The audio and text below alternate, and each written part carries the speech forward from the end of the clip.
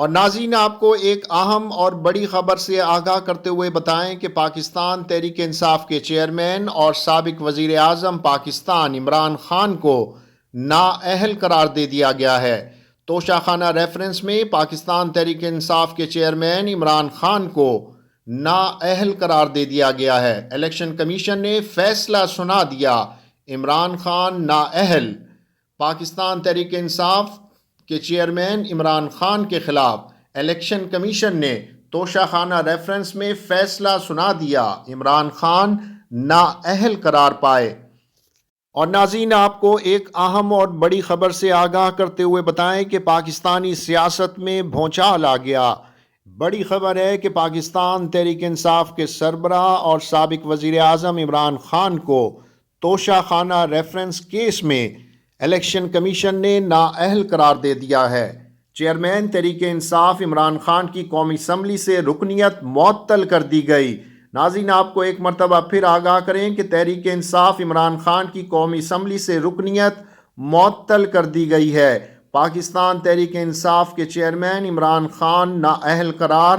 Election commission کا عمران خان کے خلاف فوجداری مقدمات درج کرنے کا فیصلہ۔ الیکشن کمیشن کا عمران خان کے خلاف فوجداری مقدمہ درج کرنے کا حکم۔ اور ناظرین آپ کو ایک مرتبہ پھر بتائیں کہ پاکستان تحریک انصاف کے سربراہ اور سابق وزیر اعظم عمران خان توشہ خانہ کیس میں نااہل قرار دے دیے گئے ہیں۔